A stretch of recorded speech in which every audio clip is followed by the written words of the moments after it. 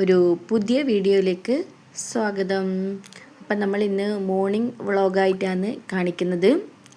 പിന്നെ കിച്ചണിലെ രാവിലത്തെ കാര്യങ്ങളും അങ്ങനെയൊക്കെ വെച്ചിട്ട്. അപ്പോൾ നമ്മളിന്ന് കടലക്കറിയും നീർദോശ ഇന്ന് ഉണ്ടാക്കാൻ പോകുന്നത്. പിന്നെ കടലക്കറി കുക്കറിൽ വേവിക്കാൻ വെച്ചിട്ടുണ്ട്.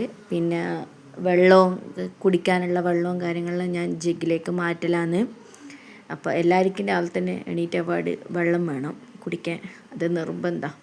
അതുകൊണ്ട് ജഗ്ഗിലേക്ക് ഞാൻ കുടിക്കാനുള്ള വെള്ളമെല്ലാം ആക്കി വെച്ചു. പിന്നെ ചായ വെക്കാനുള്ള പരിപാടിയാണ്.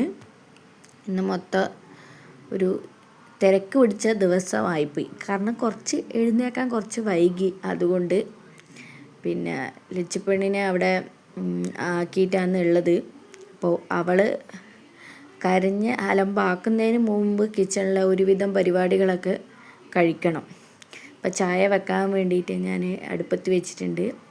ചായ വെച്ച് അടുപ്പത്ത് വെച്ചതിൻ്റെ കൂടെ തന്നെ ഞാൻ ദോശക്കുള്ള അരി അരയ്ക്കാൻ വേണ്ടി പോകുന്നു. ഈ ദോശയിൽ ഞങ്ങൾ ഈ പച്ചരിയും പുഴുങ്ങലരിയും കൂടി ഒരുമിച്ചാണ് വെള്ളത്തിൽ തലേന്ന് ഇട്ട് വെക്കൽ. പിന്നെ അരക്കുമ്പം പിന്നെ ഒരു അരക്കഷ്ണം ഉള്ളിയും കൂടി ചേർക്കും. അന്നേരം ഈ നല്ല കുറച്ചൊരു സോഫ്റ്റും ആയിരിക്കും. അടുപ്പത്തുനിന്ന് ഒരു നല്ലൊരു ടേസ്റ്റും എല്ലാം കിട്ടും. അതിന് വേണ്ടിയിട്ടാണ് ഉള്ളിയും കൂടി ചേർത്തിട്ടാണ് അരി അരക്കൽ. അപ്പോൾ അരിയൊക്കെ അരച്ചിട്ട് പാത്രത്തിലാക്കിയിട്ടുണ്ട്. ഇനി ദോശ ചുടാൻ വേണ്ടിയിട്ട് നോക്കണം. അപ്പോൾ കല്ല് അടുപ്പത്ത് വെച്ചിട്ടുണ്ട്. ഇനി നമുക്ക് ദോശ ചുടാം. എല്ലാവർക്കും കട്ടിയില്ലാത്ത ദോശയാണ് ഇവിടെ എല്ലാവർക്കും ഇഷ്ടം. അപ്പോൾ അടുപ്പത്തുനിന്ന് കുക്കർ ഇന്ന് കടലൊക്കെ വീഴുന്നതിൻ്റെ വിസിലൊക്കെ വരുന്നുണ്ട്. അപ്പോൾ ദോശയ്ക്ക് വേണ്ടിയിട്ട് ഞാൻ ദോശ അടുപ്പത്ത് ദോശക്കല്ലിൽ ഒഴിച്ചിട്ടുണ്ട്. അതിൻ്റെ കൂട്ടത്തിൽ തന്നെ നമുക്ക് കടലക്കറീൻ്റെ കാര്യങ്ങളും ചെയ്യണം. അപ്പോൾ ചായ വെച്ചതിൻ്റെ കൂട്ടത്തിൽ ഏട്ടന് ഒരു ഗ്ലാസ് ചായ കൊടുത്തപ്പോൾ ഞാനും ഒരു ഗ്ലാസ് ചായ എടുത്ത് കുടിക്കുന്നുണ്ട്. ഇവിടെ ഇപ്പോൾ എല്ലാവരും മധുരമിടാത്ത ചായയാണ് കുടിക്കാറ്. അതുകൊണ്ട് ഞാനൊരു മധുരമിടാത്ത ചായ കുടിച്ചു. അതത്ര വലിയ എനിക്ക് ഇഷ്ടപ്പെട്ടിട്ടൊന്നുമില്ല, എന്നാലും കുടിക്കുക തന്നെ. ലച്ചുപ്പെണ്ണും മുത്തശ്ശിയും കൂടി അവിടെ നിന്ന് കളിക്കുന്നുണ്ട്. ആ സമയം കൊണ്ട് നമുക്ക് ദോശ മാറ്റാം. ആദ്യത്തെ ദോശ ഒന്ന് കുറച്ചൊരു ഇതേനും കല്ലിൽ നിന്ന് കിട്ടാൻ. പിന്നെ എല്ലാം വേഗം എല്ലാം ആയി കിട്ടിയായിരുന്നു. അതിൻ്റെ കൂടെ ഞാൻ കടലക്കറിക്ക് വേണ്ട തക്കാളിയും സവോളയും ഇഞ്ചിയും വെളുത്തുള്ളിയും പച്ചമുളകെല്ലാം പിന്നെ മുറിച്ചിടുന്നതും കൂടിയുണ്ട്. ദോശ വെക്കുന്നതിൻ്റെ കൂട്ടത്തിൽ എല്ലാം കൂടി ഒരു തിരക്കന്നെ ഹറിബറി ആയിട്ടാണ് ചെയ്യുന്നത്. സ്കൂളില്ലാത്ത ദിവസമായതുകൊണ്ട് കുഴപ്പമില്ല. സ്കൂളിലെ ദിവസം എങ്ങനെ ആണെങ്കിൽ ഇതിനും കാട്ടിയ സ്പീഡിലെല്ലാം ചെയ്യേണ്ടി വരും. അതാണ്. അപ്പം അതെല്ലാം ഇതാക്കി വെക്കുന്നതിൻ്റെ കൂട്ടത്തിൽ ദോശയും ഓരോരിക്കൽ നോക്കിക്കൊണ്ട് അങ്ങനെയാണ് ചെയ്യുന്നത്. അതിൻ്റെ ഇടയ്ക്ക് ലച്ചുപ്പെണ്ണ് കരയുന്നതും കാര്യങ്ങളിലുണ്ട്. അതാണ് ഞാനിവിടെ പറയുന്നത്. പിന്നെ അപ്പോൾ അതിൻ്റെ ഇഞ്ചിയും വെളുത്തുള്ളിയും എല്ലാം കൂടി ചതച്ച് ഉള്ളിയും തക്കാളിയെല്ലാം വാട്ടി മസാലയിൽ ഇട്ടിട്ടാണ് നമ്മൾ കടലക്കറി വെക്കൽ. തേങ്ങയും ജീരകവും എല്ലാം അരച്ച് അങ്ങനെയാണ് ഇവിടെ കടലക്കറി വെക്കാറ്. അതിൻ്റെ ഇടയ്ക്ക് തേങ്ങ ചിരണ്ടി അതും അരച്ച് എടുത്ത് എല്ലാം കൂടി ആക്കുന്നുണ്ട്. തേജു എണീറ്റിട്ടില്ല, അതാണ് തേജുവിനെ കാണാത്തത്. അല്ലെങ്കിൽ ഇപ്പോൾ സ്കൂളില്ലാത്ത ദിവസമായതുകൊണ്ട് കുറച്ച് നേരം വൈകിട്ടാണ് എണീക്കല്. ഞാൻ വിളിക്കാൻ പോക്കില്ല.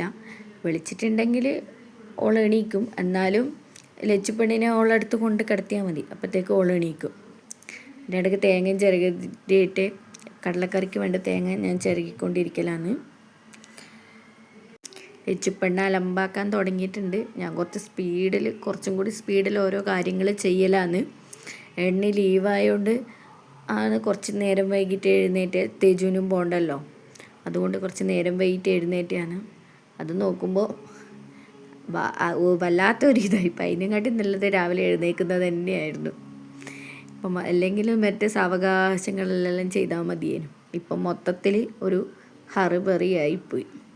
അപ്പോൾ കടലക്കറീൻ്റെ മസാലകളെല്ലാം വാട്ടി ഞാൻ മസാലപ്പൊടികളിൽ ഇടലാന്ന്. മുളക് പൊടി, മല്ലിപ്പൊടി, ചിക്കൻ മസാല, മഞ്ഞൾപ്പൊടി എല്ലാം കൂടി ഇട്ട് വഴറ്റി പിന്നെ കടലയിട്ട് പിന്നെ തേങ്ങേൻ്റെ അരപ്പും ചേർത്ത് അങ്ങനെയാണ്. ദോശക്കായതുകൊണ്ട് കുറച്ച് ചാറില്ലാണ്ട് കുറുകിയിട്ടാണ് എടുക്കുന്നത്. പിന്നെ പുട്ടിനൊക്കെ ആണെങ്കിൽ നമ്മൾ കുറച്ച് ചാറോടെ എടുക്കും. അത് ഇതിൻ്റെ കൂടെ ഞാൻ ഓരോ പാത്രങ്ങളും പാടപ്പാടായി വരുന്ന ഓരോ പാത്രങ്ങളും ഞാൻ കഴുകി വെക്കുന്നുണ്ട്. അതുകൊണ്ട് പാത്രം കഴുകാൻ അത്ര അധികം ഇല്ല. ഈ പിന്നെ ദോശയും കറി ആക്കുന്നത് മാത്രമേ ഞാൻ കാണിച്ചിട്ടുള്ളൂ. അത് അപ്പം കഴിഞ്ഞുകൊണ്ട് വലിയ പണി അതായിട്ടില്ല. ഇത് ഇനി ദോശയും ചുട്ട് കഴിയാനായി, പിന്നെ കറിയും ഇപ്പം റെഡിയാകാനായി. ഇപ്പം അത്രയേ ഉള്ളൂ പിന്നെ ഇന്നത്തെ പണി. പിന്നെ ഉള്ളത് ചോറും കറിയെല്ലാം പിന്നീട് വെക്കലാണ്, അതിപ്പം ചെയ്യുന്നില്ല. അപ്പോൾ ദോശയും കറിയെല്ലാം ആയിട്ടുണ്ട്. അപ്പോൾ ഇത്രയേ ഉള്ളൂ ഇന്നത്തെ വീഡിയോ. പിന്നെ ഒരു നല്ല വീഡിയോ ആയിട്ട് നമുക്ക് പിന്നെ കാണാം. പിന്നെ എല്ലാവരും സപ്പോർട്ട് ചെയ്യുക. പിന്നെ ഒരു വീഡിയോ ആയിട്ട് വീണ്ടും കാണാം. ബായ്.